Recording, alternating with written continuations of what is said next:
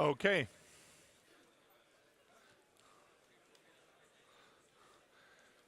And there they go, off to do some crime. Always good. Oh, good. All right, ladies and gentlemen. While the stage 2 is preparing for finding out strategic milestones for blue teams, here on stage 1, we are going to move on with hype versus reality, what Gen AI actually brings to incident detection and response. So please welcome on stage Mr. Marvin Ngoma.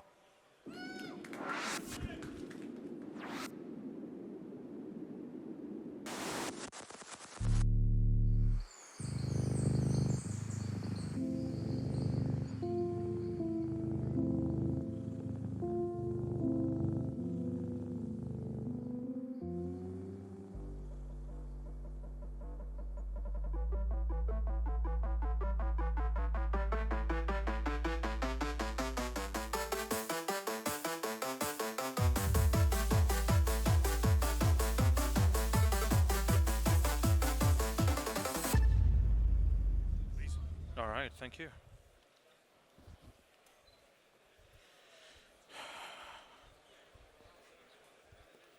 And I'm using this here. Okay.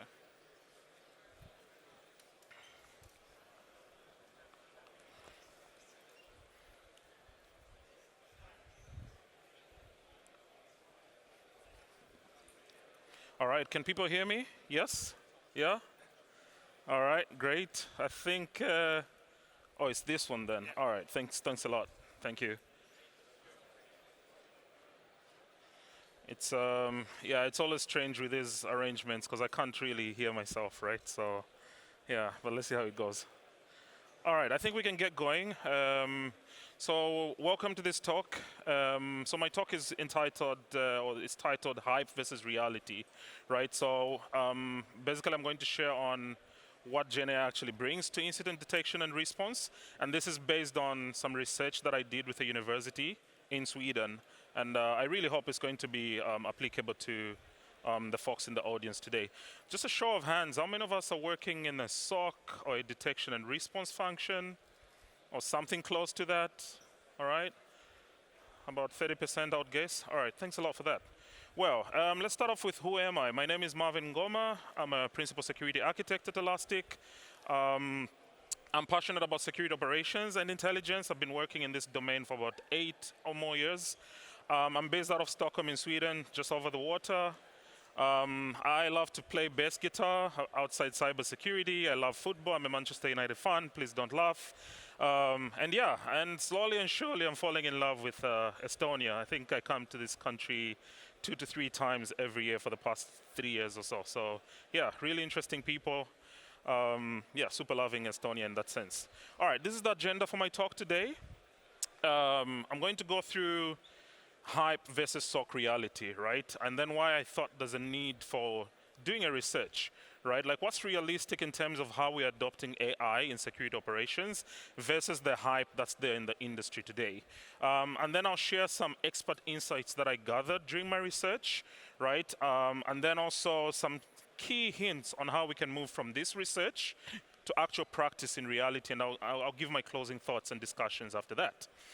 All right, so to start off with, we're at a new inflection point, right? So AI has been spoken about for a long time, but I think we're beginning to see the realistic applications of AI in everyday personal life, and then also in our organizations as well, right? So technology is advancing, and when you look at where AI today is, it's that inflection point, right? It's becoming a reality, similar to the other generations that we've gone through in the past as well.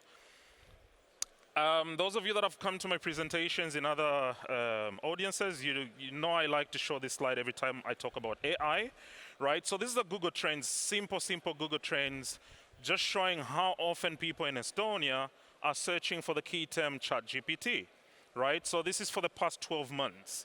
And you can see that generally speaking, Estonians love their Christmas break, because during the Christmas holiday around January, end of December, the search for ChatGPT on Google goes down, because people are on holiday.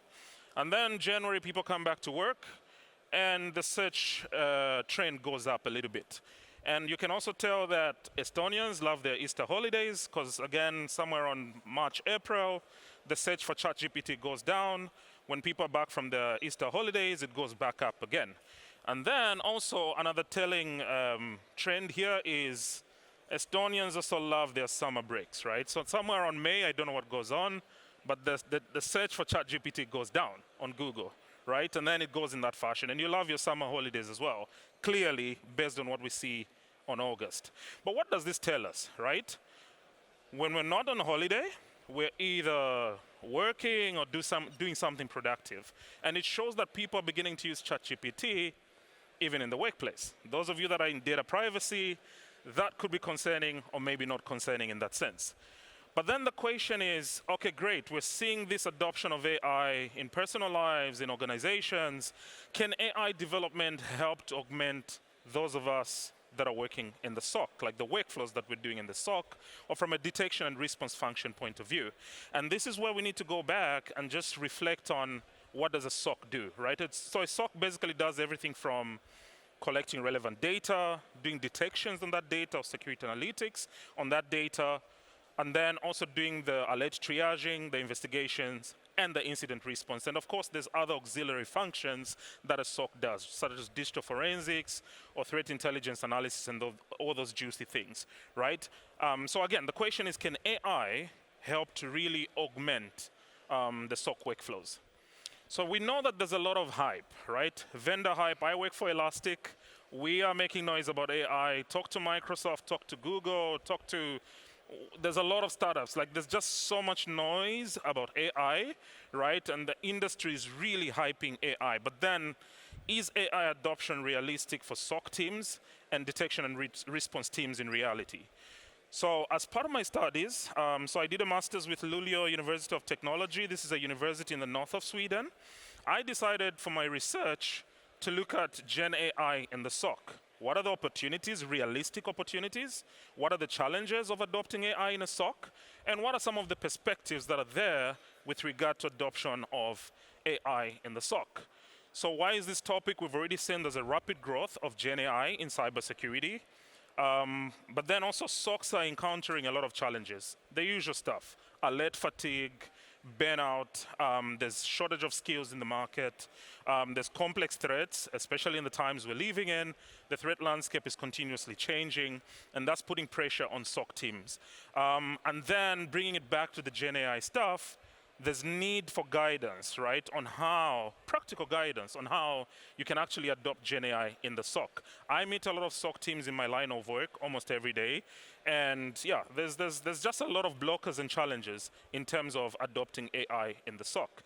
So my research focused on, again, what are the opportunities and challenges for effectively adopting generative AI in the SOC?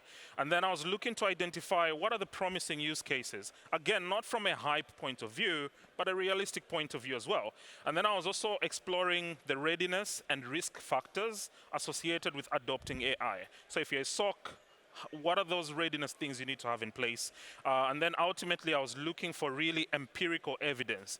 People that are actually working in the SOC, right? Not a vendor, not somebody who's doing a startup, but people that literally live and breathe SOC every day. So I decided to take a research method. Well, I researched on research methodologies. It was so hard to choose a research methodology, but essentially I ended up with a Delphi method, right? So this is a qualitative way of doing research, but I liked it because what I was looking for was expert opinion around the topic. I was not looking for vendor or any other opinion, but people that are really well-versed in the SOC, in detection response, as well as in AI itself. So again, I've already said it's a qualitative study, expert-driven, and I was trying to gather those insights. And this basically involves multiple rounds of surveys and interviews as well. And what I was looking for is just to do an analysis on consensus. Do experts in the industry actually agree with the fact that AI can make a difference in the SOC or not, right? So I was looking for that consensus, agreement, or even that divergence, disagreement in terms of opinions. Why the Delphi method? It's actually suited for imaging topics, not just in technology, but in other domains as well. And since AI is an imaging topic, it's trending at the moment, I thought it would be, the research method would be suited in itself. So I'll go through this quickly. It's a lot of text and steps, but basically the Delphi method approach that I took, again, this is based off the literature review that I did, is based on 3 stages, right? So you've got the exploratory stage, the distillation stage, and then of course the utilization stage of the data that's been collected. So in the exploratory stage, basically you identify the research question, which I already did, as shown on the previous slide, and then you need to identify potential experts, right? So it's people that are relevant to the study itself. And in my study, again, I was looking for SOC personas in that sense. And then I had to define a criteria of what people in the SOC do I want to be part of this study. And then obviously I needed to reach out to experts and get their consent and then do the whole privacy assurance and then get them on board in terms of the study itself. So after the first stage, I ended up with 12 practitioners with deep SOC and GenAI experience. I promised not to reveal names, but I can talk a little bit about the organizations they're coming from. So I had 3 people from SANS, at least SANS instructors, people that are actually creating a difference in the SOC space without mentioning names again. I had SOC managers, I had security analysts, I had people from AI research centered on security as well as part of my expert panel. Really, really impressive panel of experts that I managed to gather in that sense. Then I was also looking for a nice variance around the experience, right? So how many years, for how long have people been working within a SOC context, right? So when I gathered my panel, the experience range was between 10 to 20 years of experience. Then the last criteria that I was looking for in my study was also a mix of variance in terms of the type of organization that my expert panel was coming from. So I had a mix of in-house SOCs, so security operations centers that are protecting a single organization. And then obviously we do know that there's managed services around SOCs as well. So I interviewed also SOC personas from MSSPs, those vendor security people as well, those consultants and academic researchers focusing on security operations. In the second stage, which is the distillation stage, obviously I was looking for expert opinion, right? So I had to go to these experts and then ask them questions, right? So what I did was, from my distillation stage, I went through 2 rounds of interviews with these experts, just basically getting, first of all, their open opinions around the opportunities, the challenges, and other perspectives around the adoption of AI in the SOC itself. And then finally, of course, I did that reporting. So like I said, the research process was 2 rounds. In the first round, it was open-ended questions, and I wanted to gather broad perspectives, right? So let's look at GenAI in the SOC, right? So for each one of them, I asked them to say, what opportunities are you seeing in terms of adopting GenAI in the SOC? What challenges are you seeing? And any other perspectives that you might want to share with as part of the research itself. In the second round, what I did was I structured some ratings, right? So for those of you that have done qualitative studies before, when you do open-ended interviews and surveys, the next thing that you need to do is begin to identify themes in the responses that you're gathering in that sense. Okay. And then the final part was the utilization stage, right? So there's some nice results that I got, quite revealing actually, and I'll share them in a bit with you. So what were some of my key findings across these 2 rounds, right? So after the first round, I did what we call thematic analysis. So again, the questions were open-ended. What are the opportunities, challenges, and perspectives around adopting AI in the SOC or in detection and response? So based on the thematic analysis, I identified 4 key themes, right? The first one was around opportunities and use cases.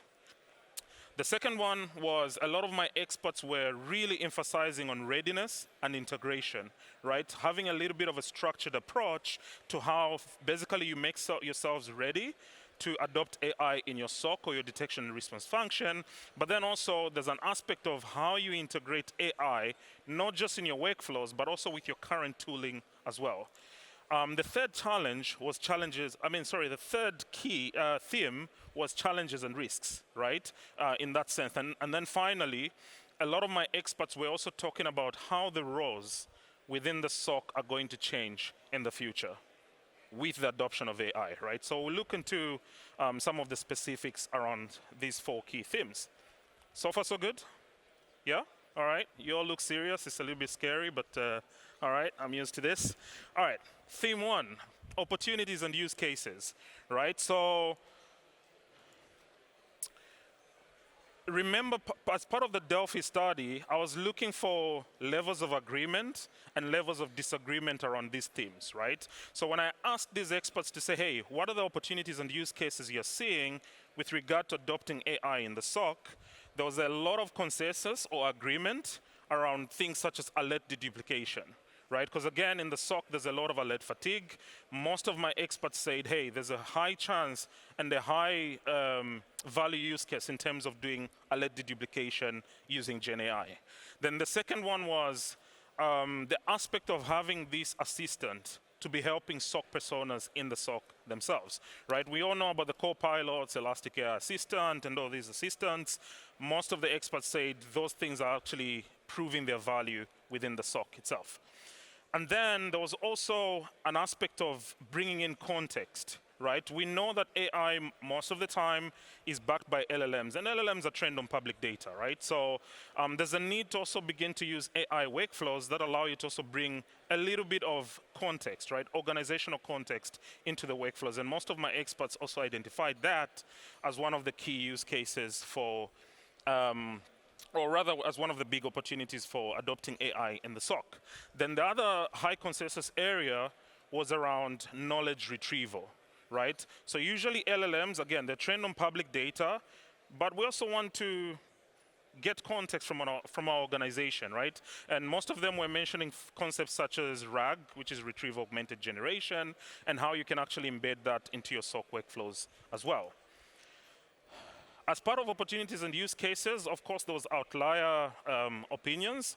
So there was low consensus around detection engineering being aided by GenAI, right? So I know there's those of us that do detection engineering in our SOC or in our detection and response function.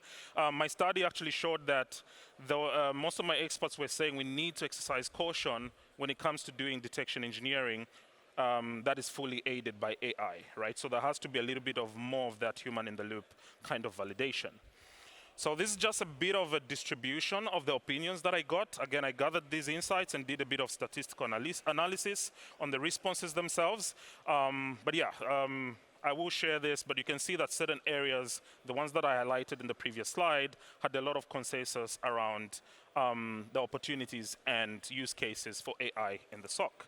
The next theme is that of readiness and integration, right? So what did I discover in terms of consensus and divergence around readiness and integration, right? So a lot of my experts cited certain critical prerequisites. So if you're a SOC and you're trying to bring AI in your production environment, there's certain key steps that you need to have in place first, right? The first one, where there was high consensus, is you need to have structured SOC workflows.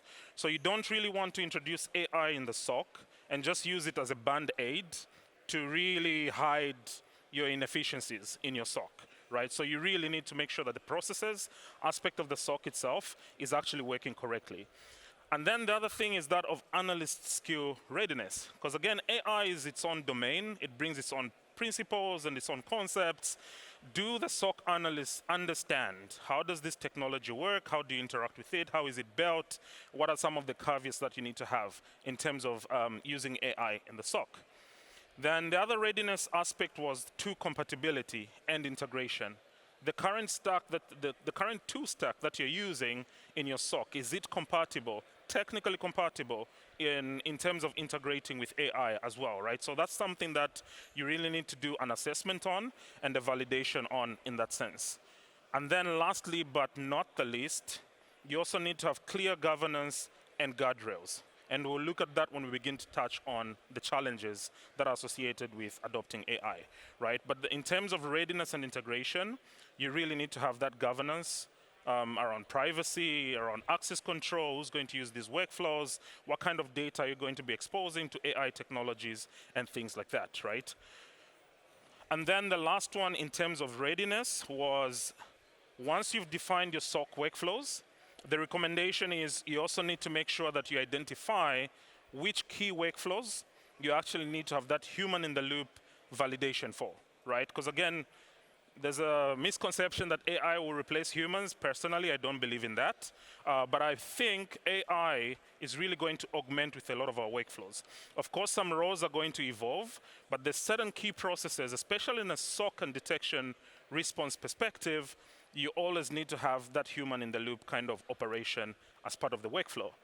So in terms of that critical prerequisites for GenAI adoption in the SOC, again, I just did a distribution across the sub-themes within this theme, and just that's reflecting on the consensus and divergence in opinion across the expert panel that I gathered.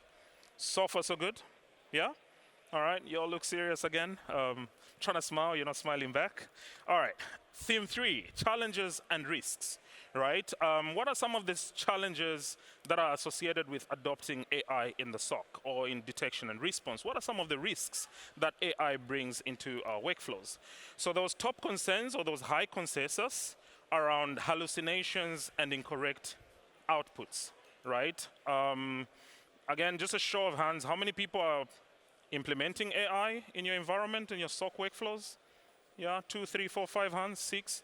How many of you are still exploring with AI? You're not so sure if you're adopting it? Okay. How many of you agree with this sentiment that the biggest concern is hallucinations and incorrect outputs? Yeah, it's more hands, right? That's the biggest concern, and that's the part that irks me, even when I'm using ChatGPT, the fact that it hallucinates a lot. So sometimes I just want quick information, but I spend time doing the prompt engineering and trying to structure the prompt and things like that, right? So when you bring these kinds of workflows into a SOC, it becomes even more of a bigger challenge, right? So hallucinations and incorrect outputs were the biggest concerns. And then there's also a very dangerous aspect with regard to adopting AI, where you begin to develop so much trust in the outputs coming in from GenAI. And when you think about the mandate of the SOC and the detection and response function, you don't really want to begin to trust something that hallucinates, something that gives you the wrong outputs in that sense. And then there was high consensus around protecting AI itself, right? Because again, it becomes a new attack vector that the SOC also needs to do continuous monitoring on, right? We've seen that some models have been hacked in recent times.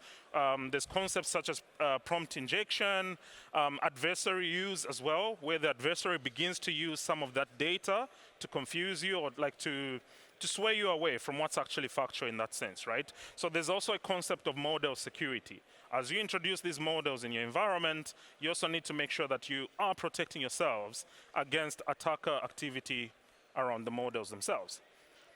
And then, lastly again, but not the least, I believe it's the last one, is privacy, explainability, and accountability. So with privacy, most times when you adopt AI, you're integrating it into your private organization data, right? We need to think about what data we're allowing to be put into these models.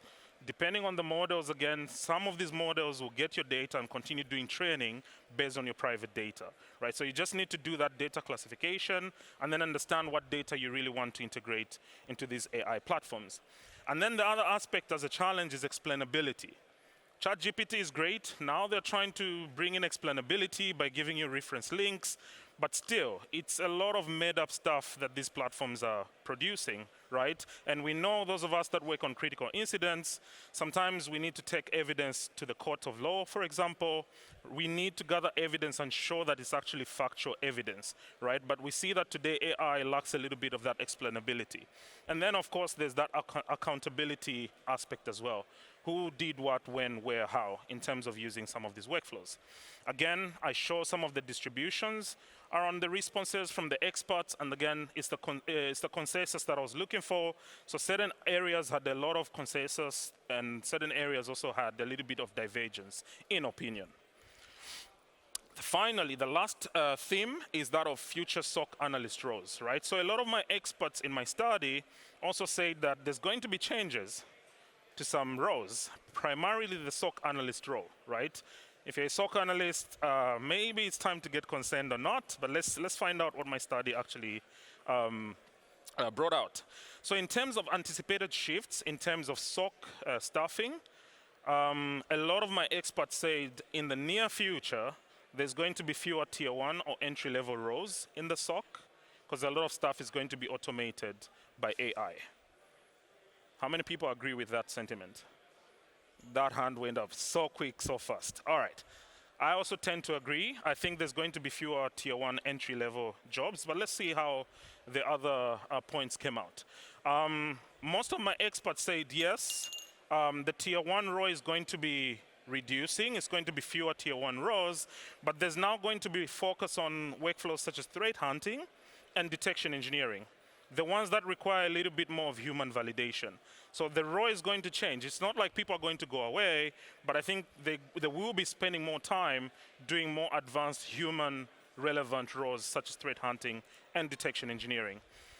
And then it is also anticipated from a staffing point of view that there's going to be ongoing analyst upskilling, right? So analysts will now need to understand a little bit about data science, what AI is, and then also how you can actually integrate and adopt it within the SOC itself. And then most of my experts also said human judgment is still going to remain critical, which also aligns with the previous theme, right? So you still want to find in your workflows those parts that actually still require that human in the loop kind of validation. So human beings are not going away. If a vendor is telling you AI SOC, fully autonomous, maybe we need to have a little bit of a conversation, right? And I also don't fully agree with that because what is secure for organization A may not be secure for organization B, right? So there always has to be that human element to bring context into the whole picture. And again, similar to the previous slides, this is just a distribution of the consensus and the disagreement, right? The variance in terms of the responses from my experts. So, coming to the discussion and recommendations, what were the overall insights that I gleaned out of my report?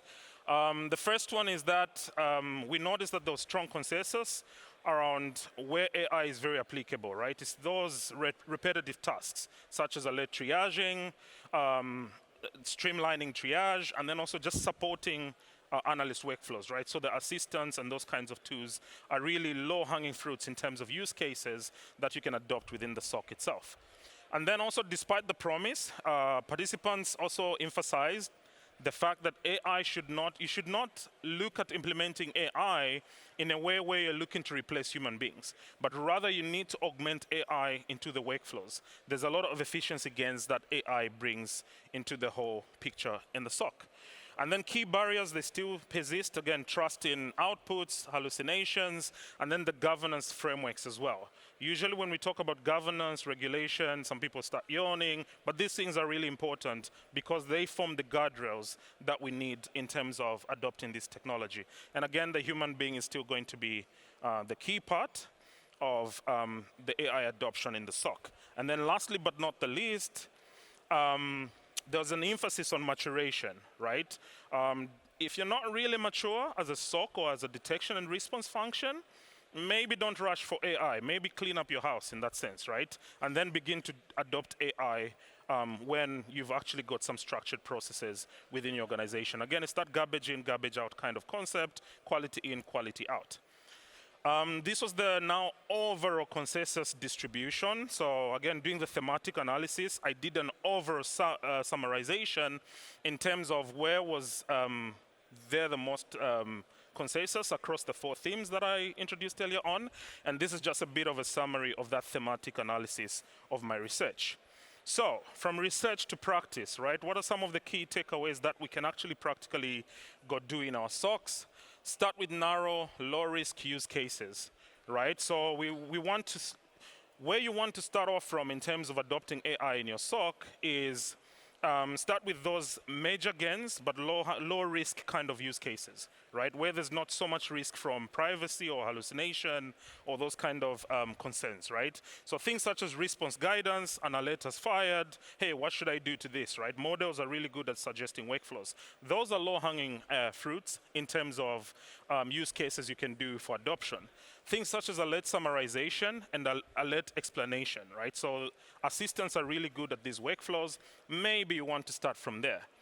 And then the next thing is obviously you want to build guardrails and validation steps, right? And this is why I'm also a huge fan of agentic AI without really going into the concepts of what agentic AI is. But agentic AI is basically helping you to also bring in validation loops into the entire workflow, right? So you need to make sure that you've got double checks.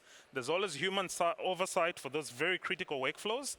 And then obviously, there has to be that approval workflow, right? So always the human needs to make that final call in the workflow. And I decided to say, you need to treat GenAI like a very smart, very, very smart junior analyst. So that means that it's very knowledgeable, but then also you need to exercise caution, right? So sometimes we get these junior people in our environments. They're brilliant, they're smart, straight out of uni, but sometimes we know they're too ambitious, they make mistakes. And I think GenAI is a little bit like that, right? And I'm not throwing shade on the graduates in the room, but that's just the truth. Okay, and then the last one is you need to measure value. So I'm a huge fan of SOC metrics. I'm a huge fan of detection and response metrics, right? You need to track, because again, the biggest gain with AI is efficiency, right? More than replacing human beings. So you need to measure, hey, how were we doing before we adopted AI? And then now that we're exploring with AI or actually adopting AI in our SOC, how fast are people getting in the workflows themselves, right? So you need to track those metrics in that sense. And that was my last slide. I'll take some questions. Any questions?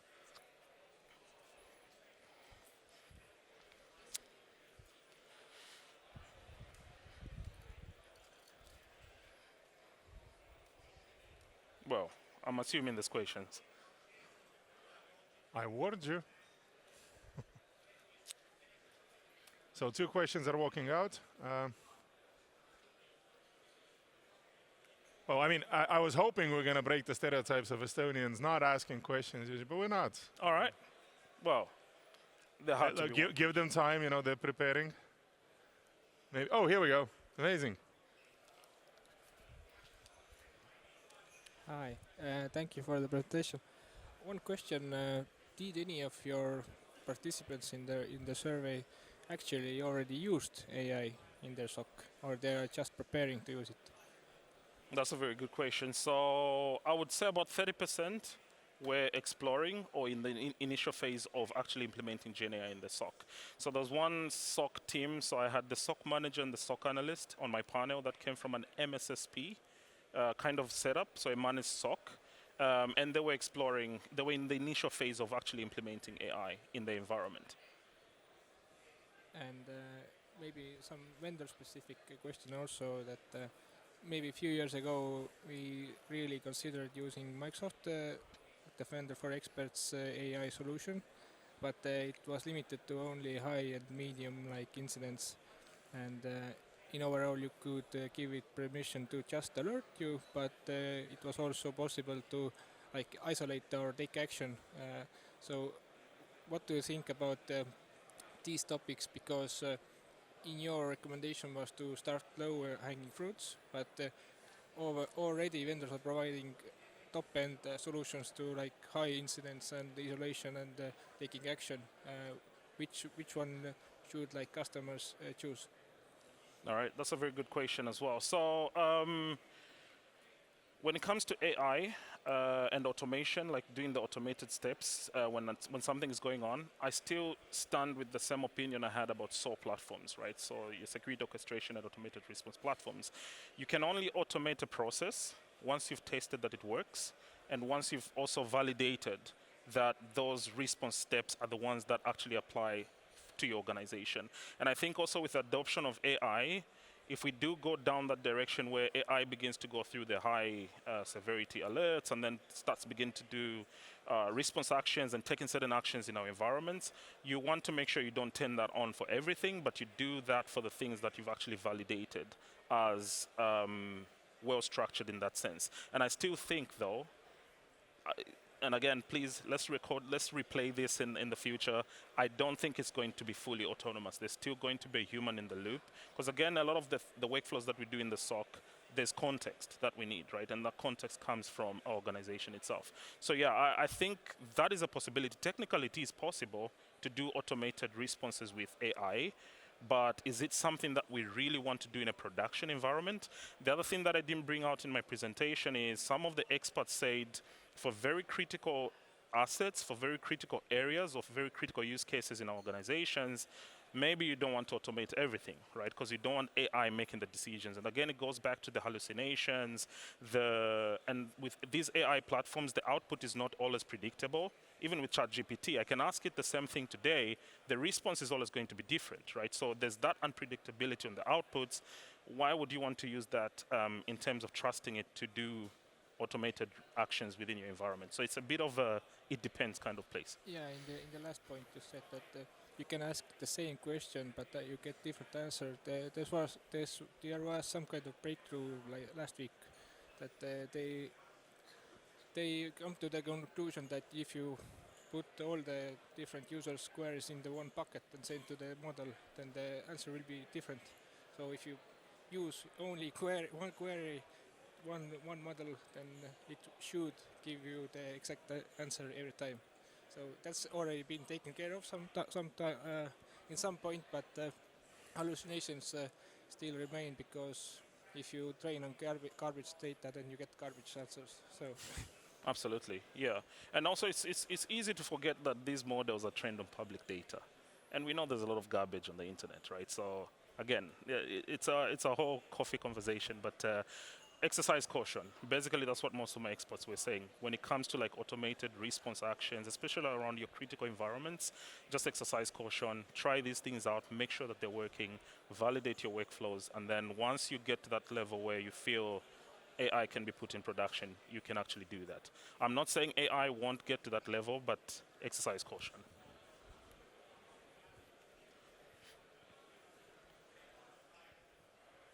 Hi, thank you very much for your talk. You said that in the future entry-level jobs might fall away. What would you say, how would newcomers get into the field then? Yeah, that's a good question. Well, in the research, they said there's going to be fewer entry-level roles. And that means a lot of these workflows are going to be automated. We still need the entry-level skills, so to speak, like SOC analyst level 1 kind of skills, but that's going to be automated in the future. So if something is automated, you don't necessarily want a human being to be doing that. The second point that came out in the presentation is the fact that maybe the entry roles that are human-led are going to be things such as threat hunting and detection engineering. So those will most likely be the entry-level roles. It doesn't mean we won't have SOC analysts in the future. We will have them, but then also that's where the upskilling of the current or SOC roles needs to come into the play, right? So we need to make sure that we understand how the role is evolving, and then also the needed skills that human beings need to have in order to work with AI. That augmentation play, I think that's what we're going to see going forward.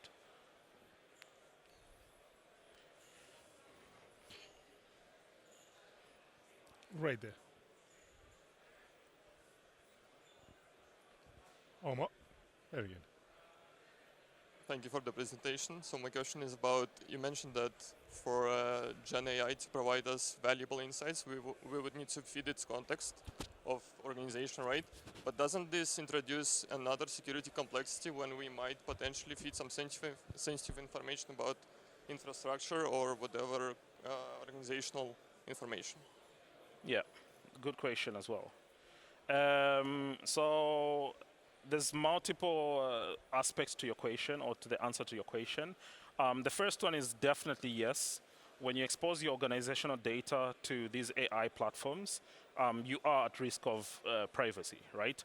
But then also, and I'm going to bring in a little bit of my flavor from Elastic, one of the things that we do with our AI is, yes, you bring your data, but we allow you, first of all, to select which data sets you're comfortable bringing to the model. And then also we allow a concept called anonymization, right? And a lot of vendors are doing this anyway. So you can also choose to say, hey, I want to send usernames, I want to send whatever, credit card details, but sanitize the values in those fields, right? So I think you also need to understand the risk appetite. In the full report of my research, I expanded on these concepts.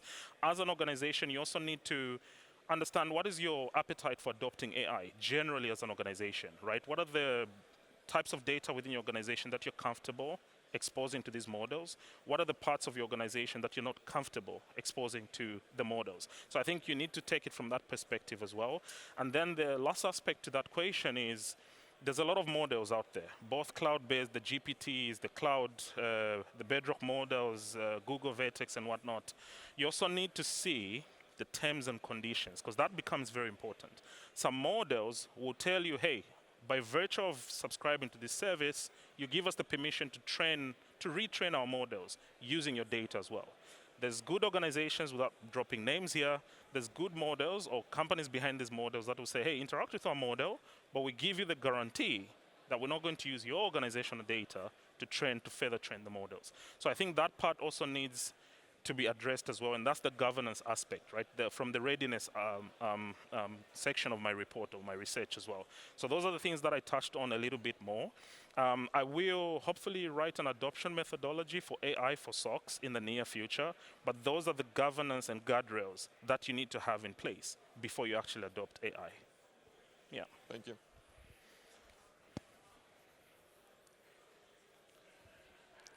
Thank you for the talk. You mentioned, or the experts mentioned, prompt injections but not very critical. As automation increases with AI agents, shouldn't prompt injection be a bigger threat in AI, or in the system? That's a good question. So if you saw the challenges and risks slide, there was a lot of consensus and agreement that prompt injection is a big concern, right? So it wasn't downplayed, it was actually upplayed, if I can call it that. It's going to be a big problem. And even without AI, if you're running a SOC, this is my opinion, and if you go to SANS and some of these organizations, they do the same recommendation. You're monitoring your organization, you also need to monitor the SOC. Who's doing what? You need to audit everything. You need to audit the tools, accesses and whatnot. And I think it's going to be similar with the adoption of AI. Because now you're augmenting an extra attack vector within the SOC function or detection and response function. You need to monitor, hey, what prompts are going to these models? What responses are we getting back? Who's making the prompts in the organization, right? And then also the validity of the outputs from these models, right? So there's ways you can do observability and continuous monitoring in terms of the interactions with these models as well.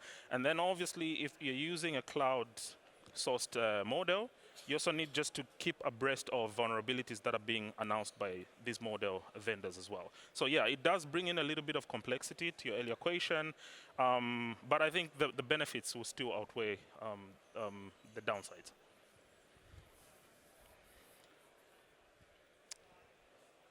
All right. Anybody else? I mean, we've got the ball rolling. Thank you very much, sir. See, you ask 3 questions in a row. Everybody's like, we can do that. It is allowed. What's on the left side? Only answers. Yeah, there hasn't been a question on this side.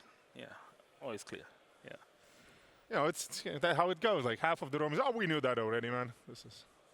And again, we are in a country whose Minister of Justice is heavily in favor of giving all the public information from universities to develop AIs. And as a former college professor, I'm not certain AI deserves to read like every thesis that's in the library. But just saying, you know, I mean, it's AI's problem. Going once, going twice. Okie dokie, I'm not going to torture you anymore.